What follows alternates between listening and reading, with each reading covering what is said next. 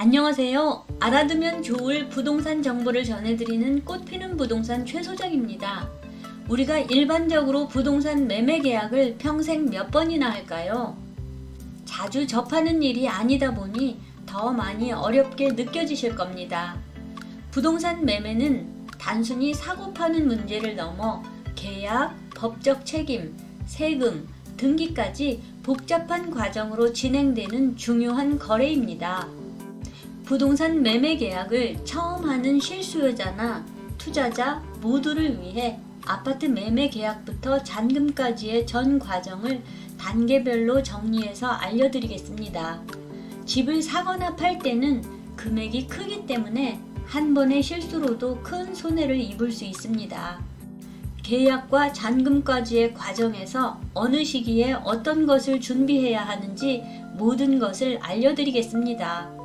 보통 거래하는 부동산에서 잘 알려주겠지만 나도 어느 정도 알고 있으면 좋겠지요.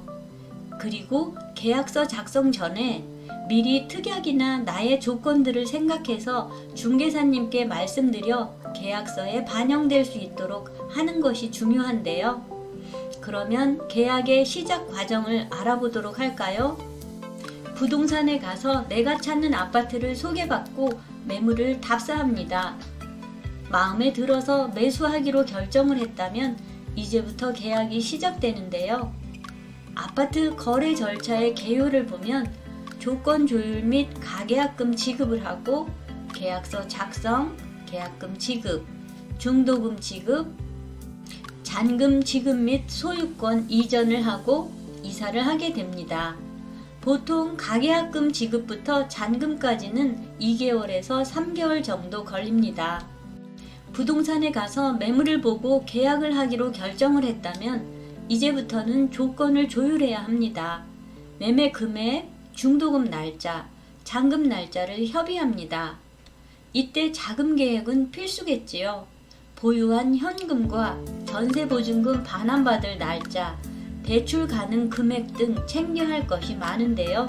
이 모든 것이 확정이 되었다면 계약을 하겠다는 의사표시로 가계약금을 입금합니다. 가계약금이란 단어는 관례상 그렇게 쓰는 것뿐이지 원칙적으로 말하면 가계약금이 아니고 계약금의 일부입니다. 가계약금이 필요한 이유는 계약 의사의 합치가 이루어졌다고 하더라도 계약의 성립 요건이 되려면 계약금 지급이 필수 요건이기 때문입니다. 계약서 작성 전이라도 계약금 중의 일부를 매도인에게 계약금조로 납입한 경우에는 계약이 성사된 걸로 보는 것입니다. 가계약은 계약으로 인정되므로 취소하는 경우 매도인은 배액배상, 매수인은 계약금을 포기한다는 내용의 문자를 확인받아두게 됩니다. 이때 가장 주의해야 될 부분이 가계약이기 때문에 언제든지 내가 계약 의사를 취소할 수 있는 거 아니야? 라고 생각할 수 있는데 이렇게 생각하면 안 된다는 것입니다. 만약 계약 의사를 번복하고 싶다면 입금하기 전에만 가능하다는 것입니다. 이렇게 가계약금이 지급된 뒤 보통은 일주일 이내에 계약서 작성과 계약금 지급을 하게 됩니다. 계약금은 보통 매매대금의 10% 정도이며 가계약금을 포함한 금액입니다. 계약서 작성 시에는 매도인, 매수인 모두 신분증과 도장을 준비하고 공동중개의 경우에는 매도인 부동산에서 계약서를 작성하게 됩니다. 등기부 등본을 확인하고 소유주가 실제 집주인인지, 채무가 있다면 상환계획은 어떻게 할지를 계약서에 특약으로 꼼꼼하게 작성합니다. 매수인은 계약서를 작성하고 난 후에 매매계약서를 가지고 주택담보대출을 신청하게 됩니다. 대출 신청은 주거래은행이면 더 잘해줄 거라고 생각하지만 꼭 그렇지는 않습니다. 그래서 주거래은행만 알아보지 마시고 가급적이면 여러 곳에 알아보고 조건이 좋으면서 금리가 저렴한 금융기관에 대출을 신청하시면 됩니다. 대출 심사가 완료되고 대출 사인을 미리 해놓으면 대출금은 매매 잔금일에 실행이 됩니다. 계약금을 지급하고 잔금까지의 중간 날짜쯤에 중도금 지급 일정을 정하게 됩니다. 중도금은 매도인 매수인 협의에 따라서 없을 수도 있습니다. 중도금이 있는 경우에 보통 매매대금의 20에서 30% 정도 됩니다. 중개사에게 등기부 등본에 변동이 없는지를 확인하고 중도금 지급을 합니다. 중도금 납입은 그냥 계좌이체를 하시면 되고 매도인 매수인이 만날 필요는 없습니다. 계약에 있어서 중도금을 넣는 이유는 거래의 안정성과 관련이 있는데요. 계약금만 납입한 상태에서는 계약 당사자 누구라도 일방의 의사만으로 계약금의 배액을 물어주거나 포기하고 계약 해지가 가능하지만 중도금을 납입하게 되면 일방 해지는 불가능해서 거래의 안정성을 높일 수가 있습니다. 부동산 급등기에는 매도인의 계약 해지를 막기 위해서 중도금 지급은 필수이기도 한데요. 예를 들어 매매가 10억인 매매계약에서 중도금 지급 전까지는 매도 매수자 누구라도 계약금 1억의 손해를 감수한다면 계약 해제가 가능합니다. 그렇지만 중도금이 지급된 후라면 계약 당사자 어느 일방의 계약 해제는 불가능해집니다. 이렇게 중도금도 지급되고 이제는 마지막 잔금과 소유권 이전입니다. 잔금과 소유권 이전 일에는 부동산 사무실에 많은 사람이 모입니다. 중개사, 매도인, 매수인, 이전 법무사, 설정 법무사. 법무사는 한 분이 설정과 이전을 같이 할 수도 있습니다. 잔금일은 아파트 매매의 가장 중요한 날입니다.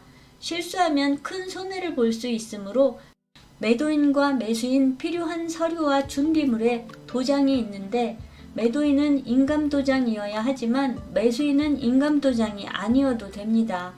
실무에서 매매 잔금일에 종종 일어나는 사고가 있는데요. 바로 매도인이 가지고 온 도장이 인감도장이 아닌 경우입니다. 인감증명서는 주민센터에서 인감도장 없이도 발급이 가능한데요. 그래서 인감도장인 줄 알고 가지고 오셔서 인감증명서와 확인을 해보면 간혹 인감도장이 아닌 경우가 있습니다. 그리고 또 한 가지 꼭 잔금일 전에 해야 할 일이 있는데요. 인터넷 뱅킹의 한도를 높이고 은행 OPT 카드도 챙겨 놓아야 합니다. 갑자기 큰 돈을 이체하려고 하면 거래를 할 수 없어서 곤란을 겪게 됩니다. 평상시에 우리들은 억 단위의 돈은 거래할 일이 대부분 없으니까요. 필요 서류와 인감도장과 인터넷 뱅킹의 이체 한도를 높이고 이에 당사자들이 모여서 잔금 지불을 하게 됩니다. 잔금날에도 등기부 등본을 발급해서 변동사항이 없는지 확인해야 하는 것은 기본입니다. 등기부 등본은 돈이 넘어갈 때마다 새로 발급을 하는데 계약 시, 중도금 시, 잔금 시로 적어도 3번은 확인해야 합니다. 잔금 시에 근저당권이 있다면 대출 상환 전용 계좌를 받아서 대출 상환을 합니다. 대출 상환을 하고 남은 금액을 매도인 계좌에 송금을 합니다. 법무사가 매도인의 인감도장 날인을 하고 소유권 이전 서류를 법원에 접수시키면 비로소 매매 계약이 완료됩니다. 잔금이 완료되고 이사를 하면 됩니다. 부동산 거래는 금액이 크고 자주 하지 않기 때문에 사전에 알고 준비하는 것이 안전과 직결됩니다. 오늘 알려드린 절차를 알고 계시면 아파트 매매 과정에서 당황하지 않고 단계별로 준비하실 수 있을 것입니다. 오늘 영상은 여기까지입니다. 앞으로도 부동산 관련 영상 올릴 거니까 구독 눌러주시면 소식 빠르게 받아보실 수 있습니다.